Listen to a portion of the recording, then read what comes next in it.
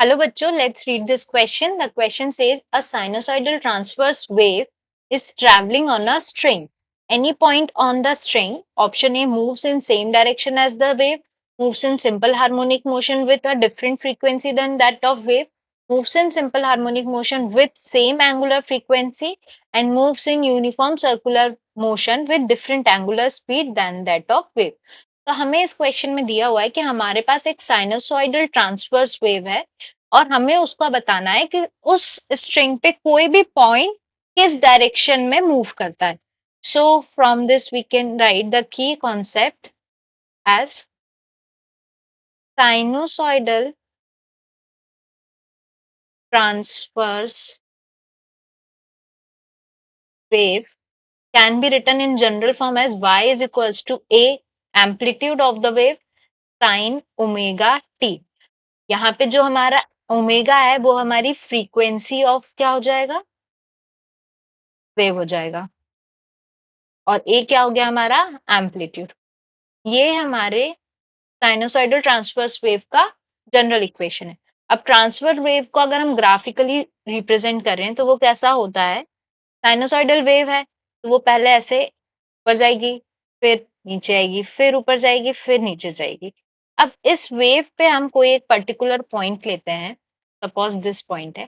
वो पहले क्या करेगा, ऐसे ऊपर की तरफ जाएगा अपने मैक्सिमम पोजीशन पे आने के लिए, फिर इस इंस्टेंट के बाद फिर वो क्या करेगा, फिर वो नीचे आएगा.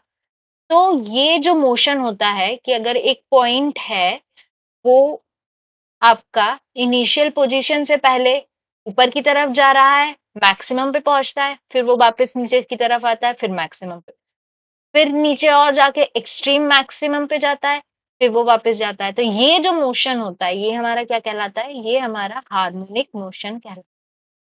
अब यहाँ पर ऑप्शन पहला क्या दिया है, moves in same direction as that of wave. अब वेव का डायरेक्शन हमारा इस डायरेक्शन में है, लेकिन जो पॉइंट है वो हर इंस्टेंट में ऊपर और नीचे की तरफ हो रहा है, ना कि राइट और लेफ्ट. तो ये पहला ऑप्शन तो हमारा हो गया गलत. Second option, moves in simple harmonic motion with a different frequency that of wave. Wave की फ्रीक्वेंसी ओमेगा है, तो पॉइंट की भी फ्रीक्वेंसी हमेशा क्या रहती है, सेम दैट ऑफ वेव. तो ये ऑप्शन भी हमारा गलत हो गया. Option C, moves in simple harmonic motion with the same angular frequency.